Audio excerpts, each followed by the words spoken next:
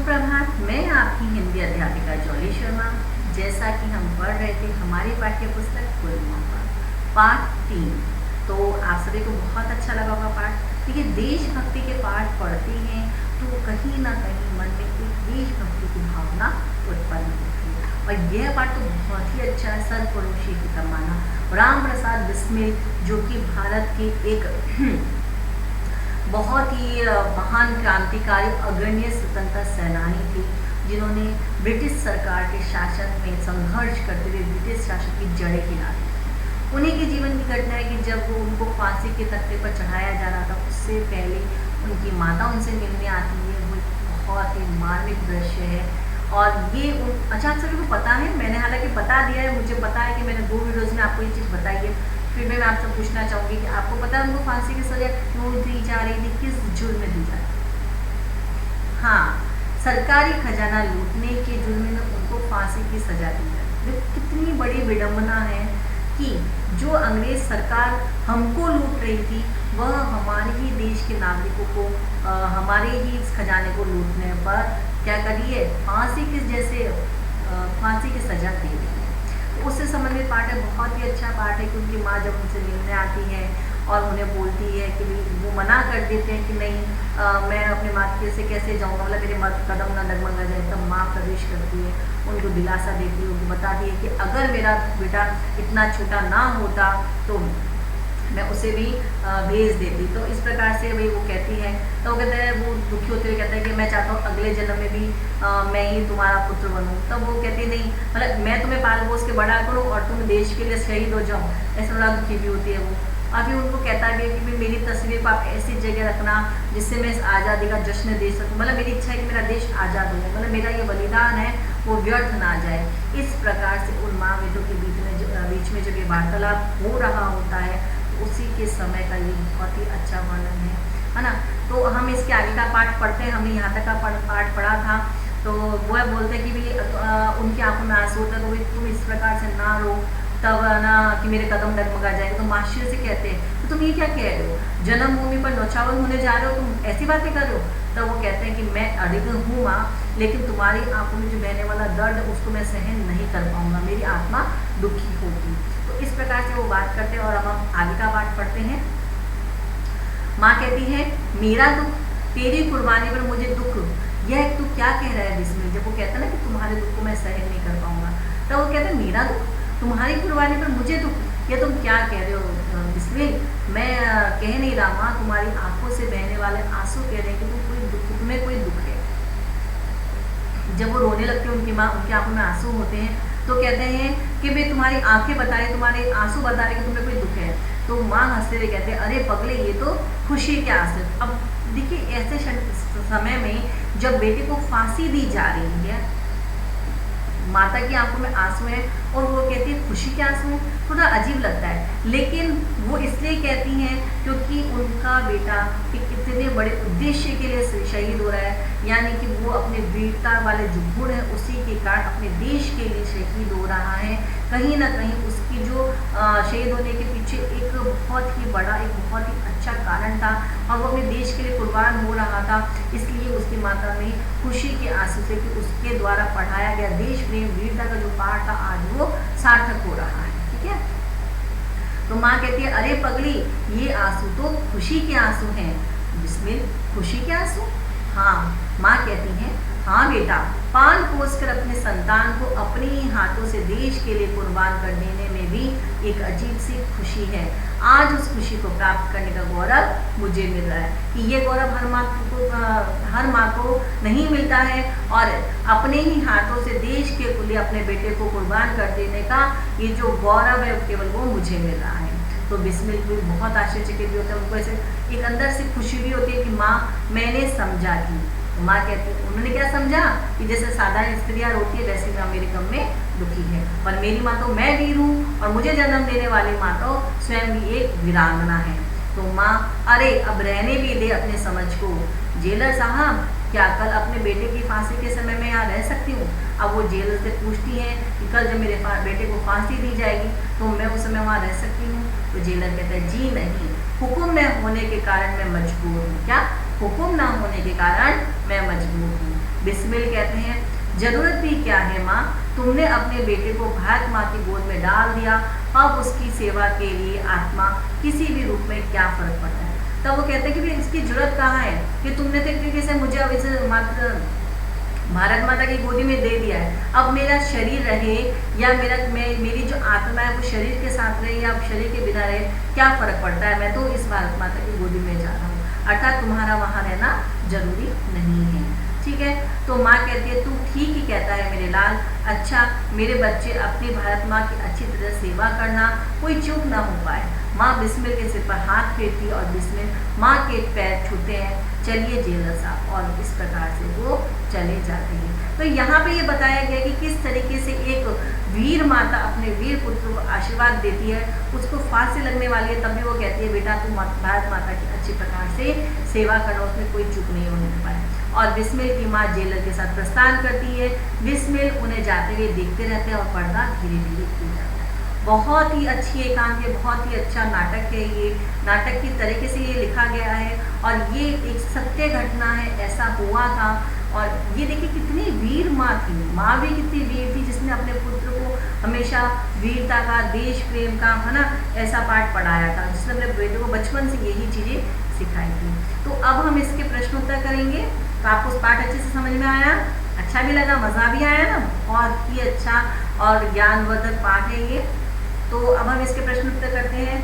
सबसे पहले देखिए जो मौखिक प्रश्न में पहला प्रश्न है, इसके अंतर्गत ये जो दिया गया है, दिए गए शब्दों का शुद्ध उच्चारण कीजिए।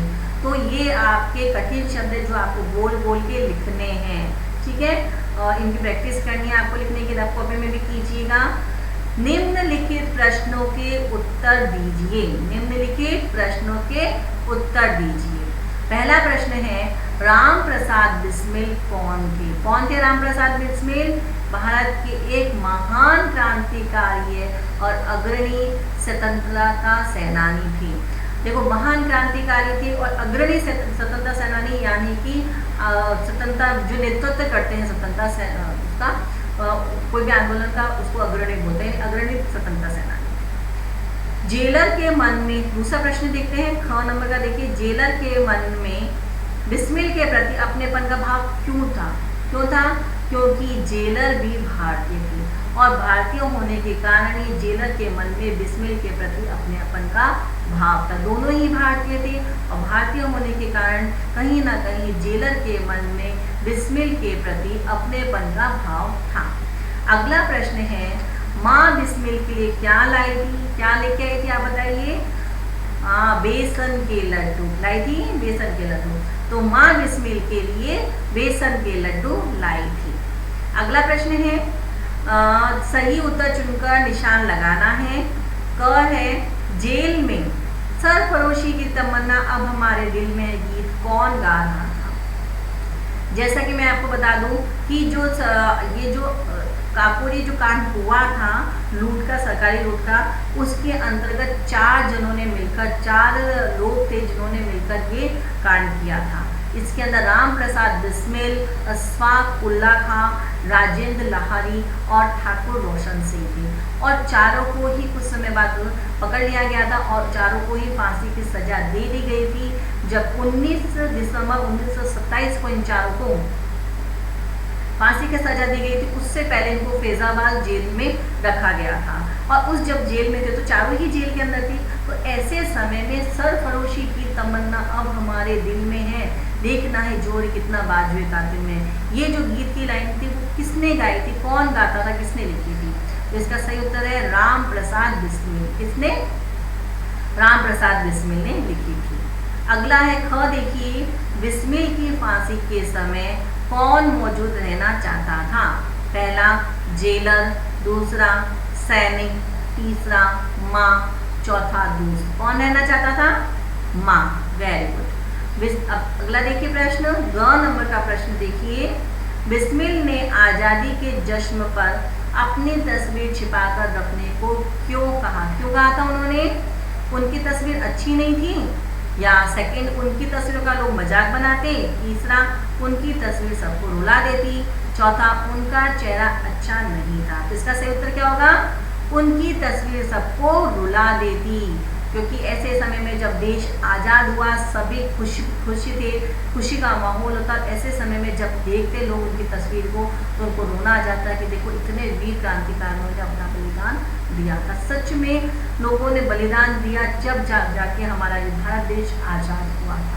और आज हम इस आज़ादी की कीमत नहीं समझते हैं। हम 15 अगस्त 26 जनवरी को कुछ गाने गाकर कुछ वो लगा के और बस आज़ादी का जश्न मना लेते हैं। बाकी एक्चुअल में आज़ादी देने के लिए देखिए आप कितने लोगों ने अपने प्राण दिए थे। अगला प्रश्न घ नंबर का देखिए, माँ की आंखों में आंसू थे, खुशी के, गम के, दुख के, सुख के। कैसे आंसू थे? खुशी के आंसू थे, है ना, कि उनका बेटा जो है वो वीर गति को प्राप्त हो रहा है। अब इससे पहले देखिए थोड़े से प्रश्न हो रहे, वो आपके इसमें नहीं लिखे हुए हैं, मैं आपको बता देती हूँ। अति लघु और लघु प्रश्न है, वो इसमें एक्चुअली प्रिंट नहीं हो पाए गलती से, तो मैं आपको बुक में से पढ़कर बुक में से इसके आंसर बताती हूँ और फिर इनके आंसर मैं आपको PDF में फ्राइडे को भेज दूँगी, ठीक है। तो आप सभी अपने बुक में देखिए, पहला प्रश्न है अति लघु का, राम प्रसाद बिस्मिल को त्याग, वीरता और देश प्रेम का पाठ किसने पढ़ाया था? तो इसका सही उत्तर होगा राम प्रसाद बिस्मिल को त्याग, वीरता और देश प्रेम का पाठ उनकी माता ने पढ़ाया था, ठीक है।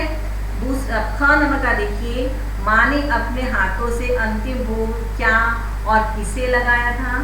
तो माँ ने अपने हाथों से अंतिम भोग बेसन के लड्डू लिए थे और उसे अपने पुत्र को खिलाया था। यानी अंतिम भोग किसे खिलाया था?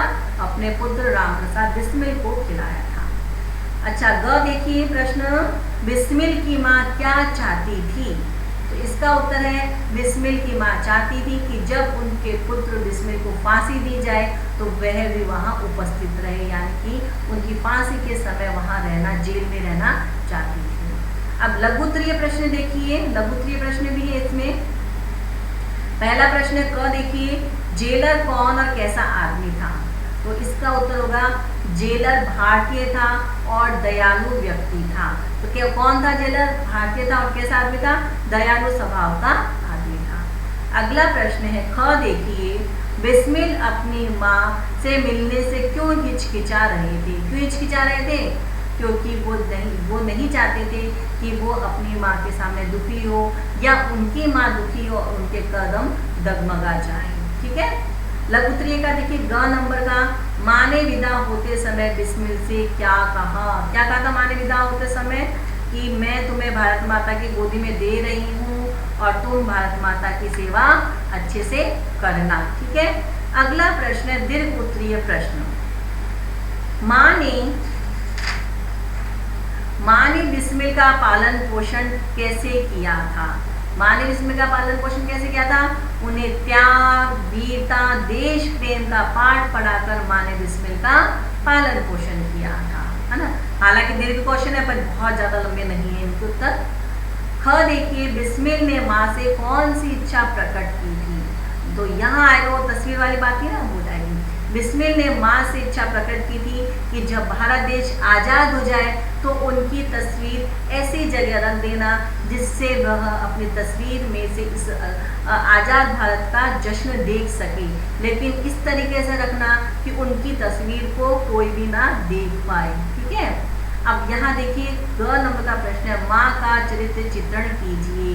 अर्थात हम कहेंगे कि जो राम प्रसाद बिस्मिल की माँ थी वह भी त्याग, वीरता और देश प्रेम की मूर्ति थी और उन्होंने वह सभी गुण अपने पुत्रों में लिए थे, है ना। उन्होंने अपने पुत्र को भारत भूमि के लिए हंसते हंसते कुर्बान कर दिया था।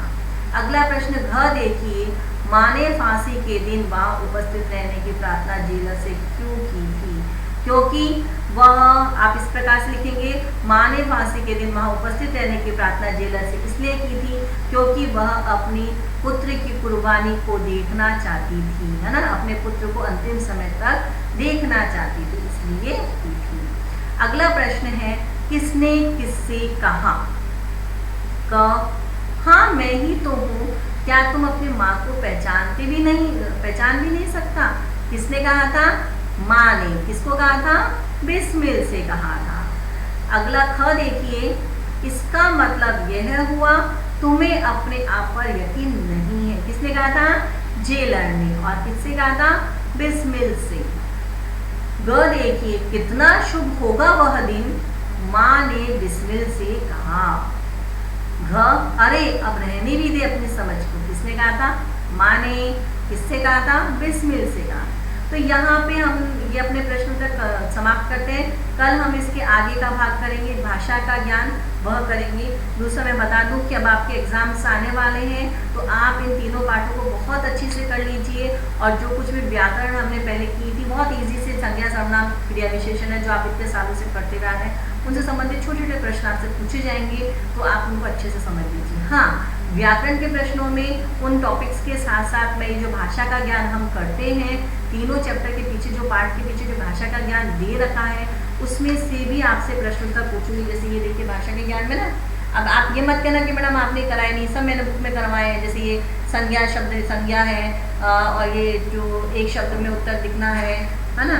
इसके अलावा जैसे ये और भी अन्य जो भी मैंने करवाया है, वो मैं उसमें से प्रश्न उत्तर दूंगी। तो आप बहुत अच्छे से इसको पढ़िएगा, समझिएगा, और मैं आगे का भाग इसका अगली कक्षा में कराऊंगी। तब तक के लिए धन्यवाद।